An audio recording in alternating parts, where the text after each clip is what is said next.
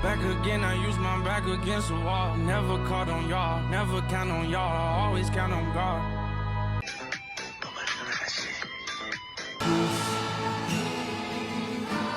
For weak and for strong.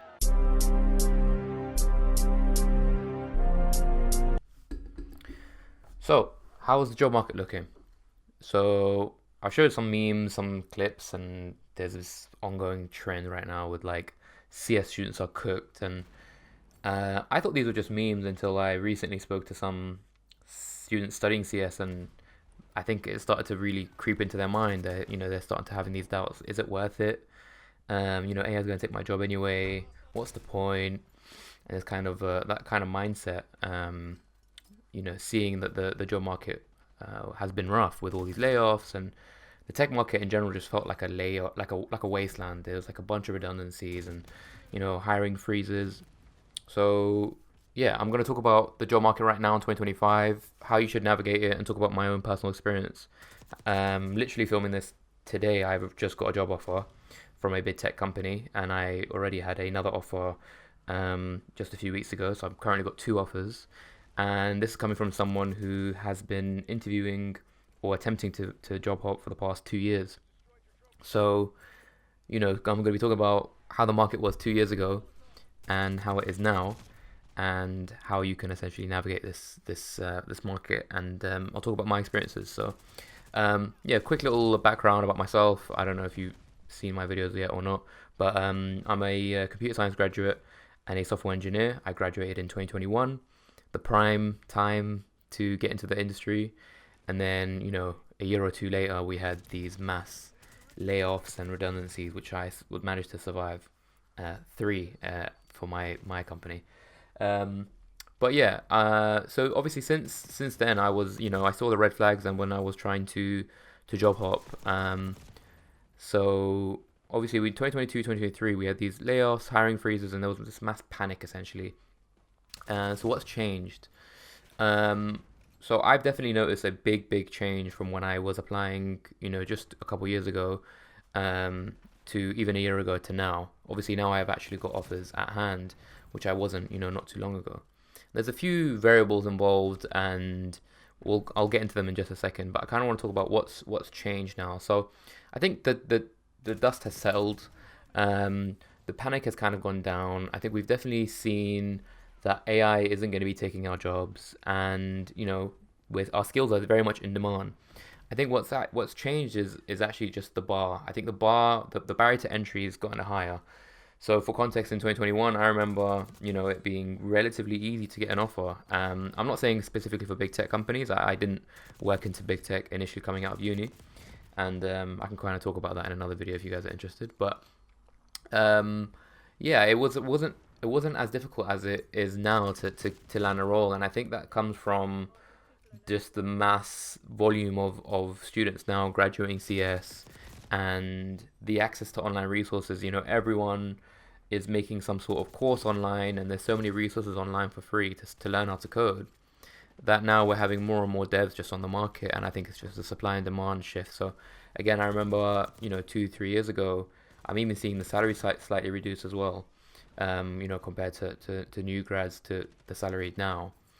And yeah, we've got new startups, they're hiring again, and this AI boom is actually creating more roles. We've got some new roles opening up, that, let's say for example, it isn't specifically for an AI engineer, an ML engineer.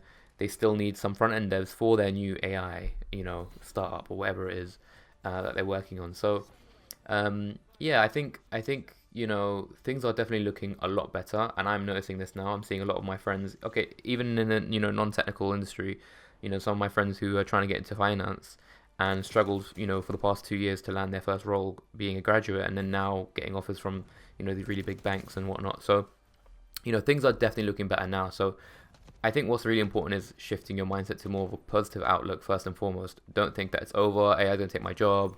There's no point. The market is so cooked. You're setting yourself up for failure having that mindset.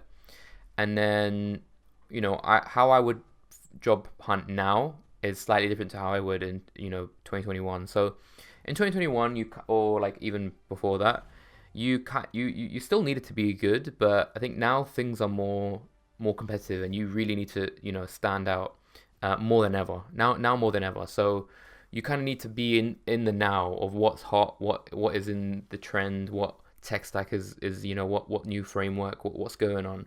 And I think the best way to do that is to get on Twitter, to subscribe to all these YouTubers.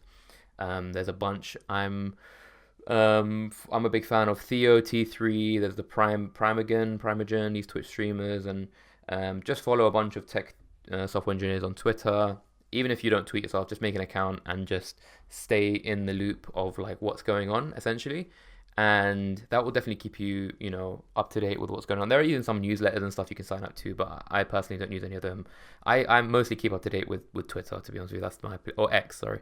And so yeah, I think that's the first step, is to just kind of understand what's going on in the market, what tools and technologies people are using, and that will definitely already give you an edge over a lot of other people in the industry who just think that it's purely just coding. There's a lot more to that. And then secondly, I would definitely work on kind of having a personal brand. So present yourself to as an aspiring dev or whatever it is you want to be, and really show why you want to be the dev. You want to be get that software engineering role, and that could be building a project, or a LinkedIn profile, and just having that online presence that you know what you're talking about, you're building, and you're immersing yourself in this community, in this industry, right? So that kind of shows that commitment. And then I think within there, you're naturally just going to be networking. I think if you're on LinkedIn and you're connecting with all these people in the industry, you're following these people on Twitter, and you're engaging in these technical talks and topics, and replying to different people's. There's a bunch of Discord servers. There's ours in the description you can join, where there's people who are even non-technical in there, who are just trying to learn, and seeing and lurking in there, just kind of reading what people are building and what people are talking about.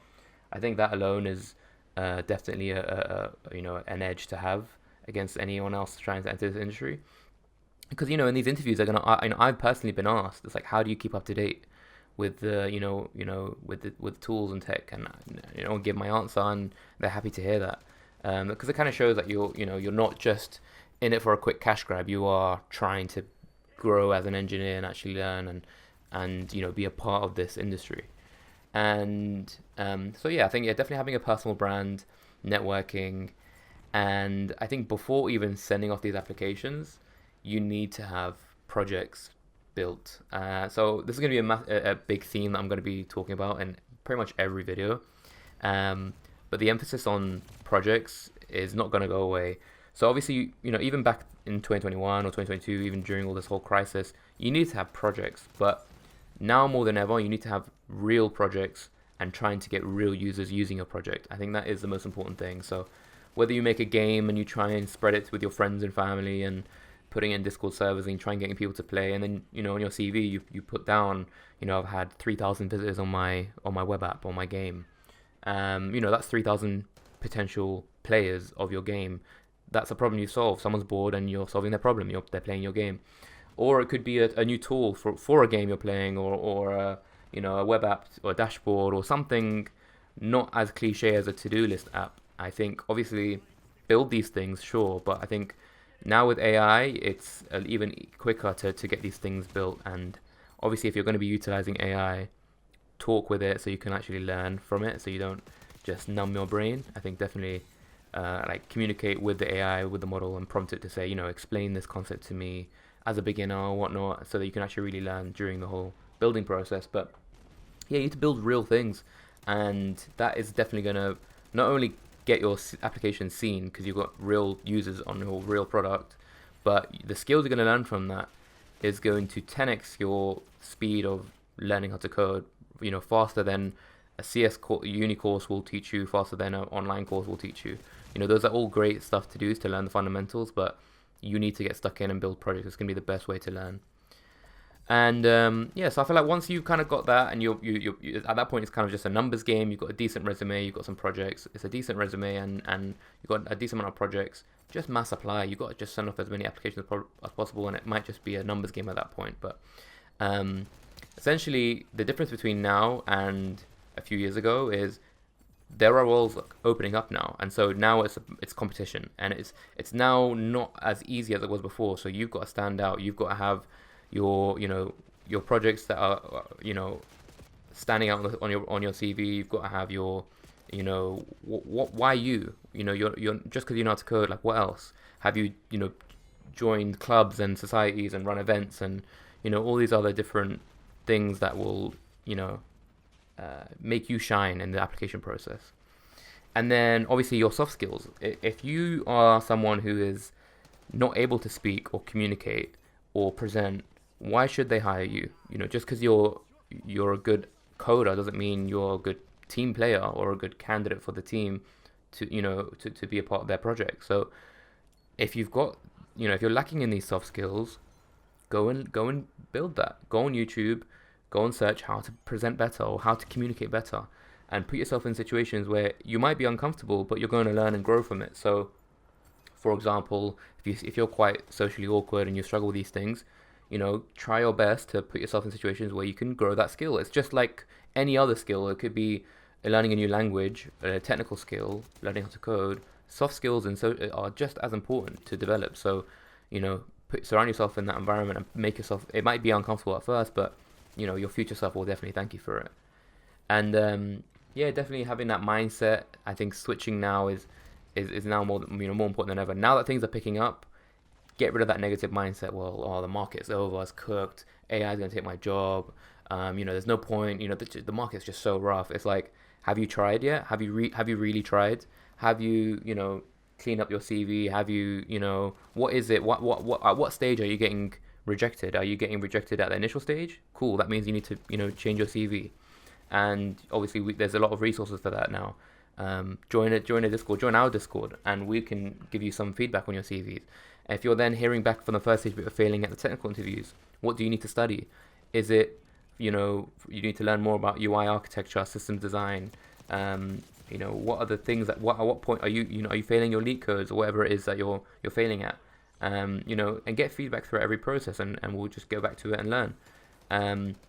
So yeah, I think now is time to switch that mindset off where, thinking that it's over and there's no point and you might as well just give up. Things are definitely looking good, and now having my personal 2 offers, is proof really and truly, because I've been trying to look for a new job for about, I think a couple of years now, and I was a bit negative. I wasn't, I was like, oh, well, the market's just so bad. Maybe I'll just apply when the market gets better, and then I'll send an application, finish the whole process, and then get ghosted, and it is deteriorating, and it isn't, it does make you feel negative. Naturally, you're only human, but I can tell you firsthand. This is me, my experience. I live in London, and I've been mostly looking at the UK market, but this can be applied to generally the global market right now. But things are definitely picking up now, and so now more than ever is the time to switch that mindset and really lock in for the next, for the rest of 2025. If you're, building these skills and placing a brick each day and getting 1% better every day, you're going to get that offer in no time. But yeah, that's my kind of opinion on it. I just saw a comment on my last video talking about my opinion on the job market right now. And just to conclude, I think it's definitely better now. The opportunities are coming, and now more than ever, you need to be ready for these interviews and for these applications. So do what you need to do to be prepared for them. The things are looking good. It's just a lot harder, so you just need to be better. But yeah, let me know if there's any other topics you want me to cover, and I'll see you in the next one.